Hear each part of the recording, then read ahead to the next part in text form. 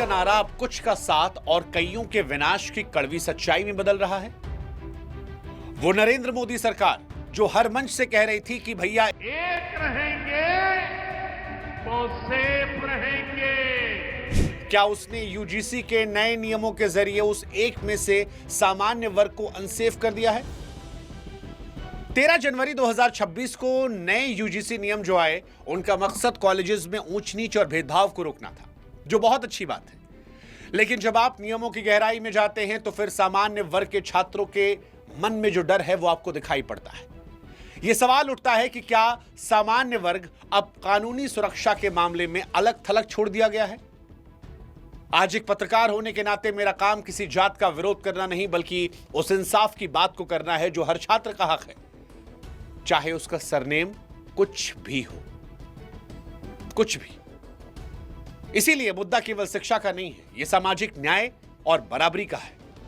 और जब हम एक राष्ट्र की बात करते हैं, सरकार वन नेशन की बात करती है, तो उस वन नेशन में कानून में भेदभाव क्यों नजर आता है? सरकार की सोच में दोगलापन, हिपोक्रेसी क्यों नजर आती है? क्यों ऐसा होता है कि किसी छात्र की सुरक्षा उसके जाति प्रमाण पत्र से तय की जा रही है? ये आज वो सवाल हैं जो हर छात्र और हर अभिभावक को परेशान करने वाले हैं।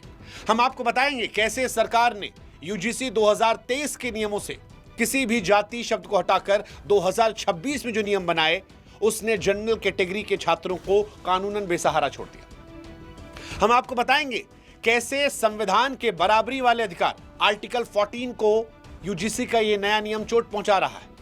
हम आपको बताएंगे कि कैसे विष्णु तिवारी जैसे अनेकों उदाहरण हैं जहां पर झूठे केसेस ने मासूम परिवारों को तबाह कर दिया है। साथ ही आज हम ये कड़वा सवाल ही पूछेंगे कि आखिर पुरखों की गलती की सजा आज के बच्चों को क्यों मिल रही है जो सिर्फ पढ़ना चाहते हैं?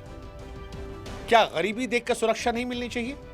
एक कड़वे सच का पर्दाफाश करेंगे जहां पर आप ये समझेंगे कैसे ये नियम आने वाले समय में कॉलेजेस में ब्लैकमेलिंग और उगाही का जरिया बन सकते हैं। और आज इसलिए ये वीडियो आपको ध्यान से देखना है, समझना है। अब इस विवाद को समझने के लिए सबसे पहले आपको यूजीसी 2023 और यूजीसी 2026 के नियमों के बीच अंतर समझना पड़ेगा।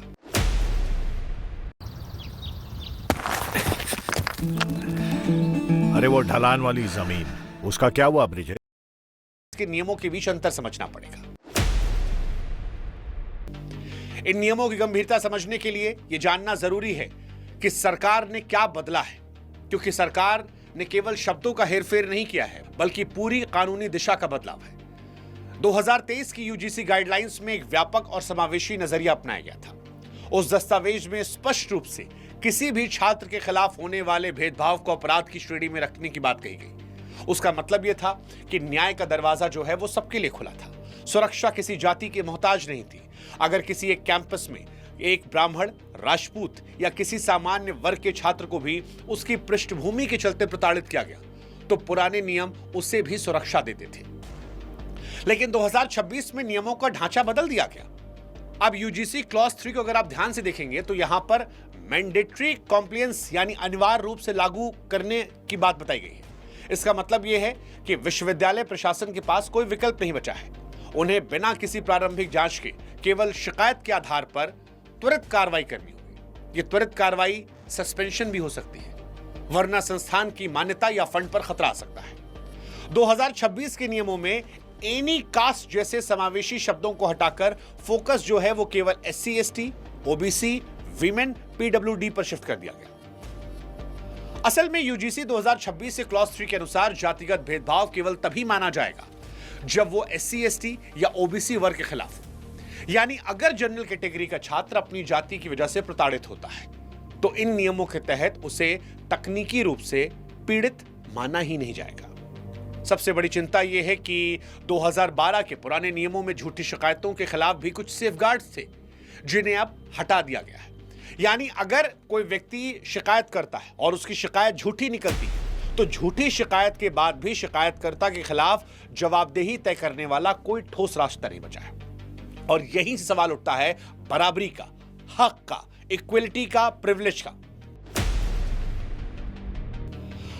समाज में अक्सर लोग ये तर्क देते हैं कि जनरल कैटेगरी के लोग सक्षम होते हैं, उन्हें कानून की जरूरत क्या है। लेकिन यहां आरक्षण और सुरक्षा के बीच के फर्क को समझना पड़ेगा। आरक्षण अवसरों की समानता के लिए है ताकि ऐतिहासिक रूप से पिछड़े वर्गों को आगे लाया जा सके, लेकिन सुरक्षा एक बुनियादी मानव अधिकार है। हमें यह स्पष्ट रूप से मानना होगा कि कैंपस में एससी, एसटी, ओबीसी छात्रों के साथ होने वाले रियल डिस्क्रिमिनेशन को रोकना जरूरी है। ठीक बात है, बहुत अच्छी बात है, उनके साथ भेदभाव ना हो, क्योंकि किसी भी छात्र को उसकी जाति या उसकी पहचान की वजह से मानसिक या शारीरिक प्रताड़ना मिलना किसी सभ्य समाज के लिए शर्मनाक है। लेकिन हमें यह भी मानना होगा कि इस भेदभाव को रोकने का तरीका जो है वो भी निष्पक्ष होना चाहिए। आज जनरल कैटेगरी के छात्र जो हैं वो कोई विशेष फायदा नहीं मांग रहे हैं, वो बस इतना कह रहे हैं कि मोदी जी न्यूनतम कानूनी कवच दे दीजिए जो एक नागरिक के नाते सबको मिलना चाहिए। आरक्षण अवसर की बात है, सुरक्षा अधिकार की, और दोनों को मिलाना यह बौद्धिक बेईमानी है। अगर समानता का मतलब यह है कि एक पक्ष को बचाने के लिए दूसरे पक्ष को बिना किसी सुरक्षा के जोखिम में डाल दिया जाए, तो I am sorry Modi ji, इस इक्विटी नहीं बल्कि नीतिगत असंतुलन करते हैं जो आपकी सरकार कर रही है। और आपकी सरकार के जो तर्क हैं, आपके मंत्री जो तर्क दे रहे हैं, वो सब गलत है। सरकार का सबसे बड़ा तर्क है कि वंचित वर्गों को सेफ एनवायरनमेंट की जरूरत है, क्योंकि समाज में भेदभाव की जड़ें पुरानी है। सवर्ण वर्ग ऐतिहासिक रूप से शोषक रहा है, पर आज के बदलते भारत में यह सोच गलत है।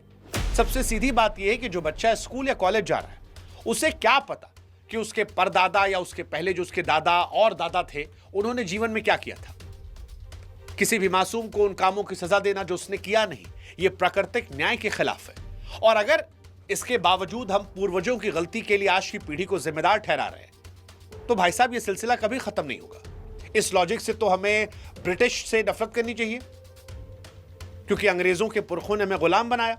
हमको उनके साथ ना क्रिकेट मैच खेलना चाहिए, ना ट्रेड करना चाहिए, ना उनके देश में जाना चाहिए। हमारा वो कोहिनूर भी लेकर गए थे।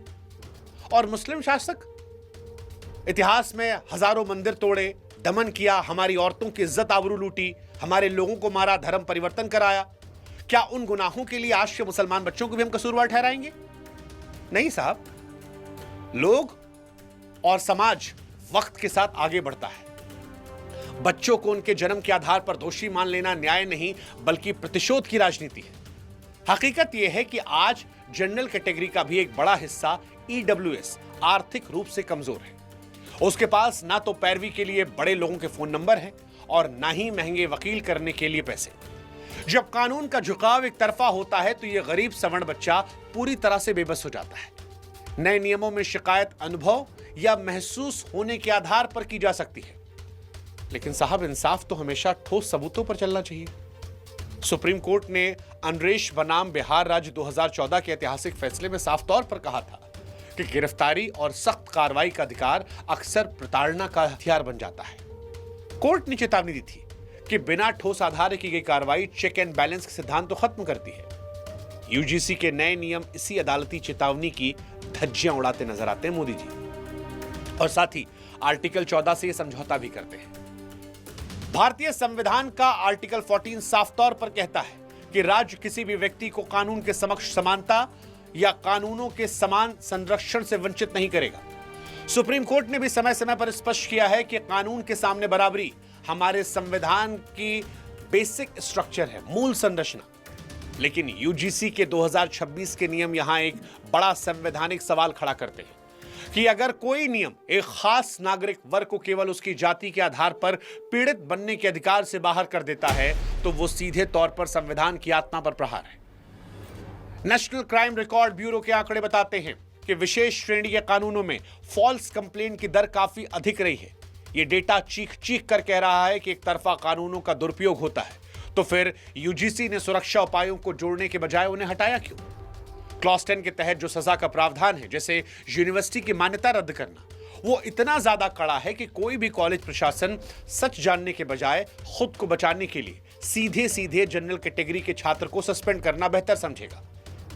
आपने बोला ट्रेडिंग टफ है, पर ग्रो ने बोला चैलेंज एक्सेप्टेड। हमने बनाया एक ऐसा ऐप जो आपके जैसे नए और स्मार्ट ट्रेडर छात्र को सस्पेंड करना बेहतर समझेगा। मोदी जी, ये समानता लाने का प्रयास नहीं है। यह आप एक ऐसी व्यवस्था बना रहे हैं जहां सुरक्षा यूनिवर्सल बनाने के बजाय सेलेक्टिव हो रही है। और इसका नुकसान जानते हैं क्या होगा मोदी जी? कानून जो आपका है वो ब्लैकमेलिंग का जरिया बन जाएगा। हाँ, इंस्टीट्यूशनलाइज्ड एक्सटॉर्शन होगा। इन नियमों का सबसे डरावना व्यवहारिक पहलू यही है कि ये कैंपस के भीतर ब्लैकमेलिंग और संस्थानिक उगाही की एक नई संस्कृति को जन्म देंगे। देखिए, हम पत्रकार हैं, हमारे नजरिए से देखेंगे तो जवाबदेही जहां नहीं होती है वहां भ्रष्टाचार और दुरुपयोग पनपता है।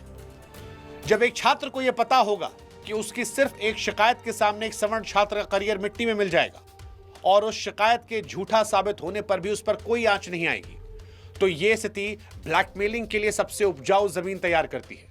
कॉलेजेस की आंतरिक राजनीति, छात्र संघ के चुनाव या फिर टॉपर छात्रों के बीच की होड़ में किसी को भी रास्ते से हटाने के लिए जातिगत भेदभाव का आरोप लगाना सबसे आसान तरीका बन जाएगा। यह त्वरित न्याय की तरह काम करेगा। समरी जस्टिस, जहां आरोपी को अपनी बेगुनाही साबित करने का मौका मिलने से पहले ही उसे सस्पेंड करके समाज की नजरों में गुनहगार बना दिया जाएगा। और इसीलिए सवाल मोदी जी है आज आपसे कि क्या हम अपनी यूनिवर्सिटीज को शिक्षा के केंद्र के बजाय कानूनी युद्ध का मैदान बनाना चाह रहे हैं?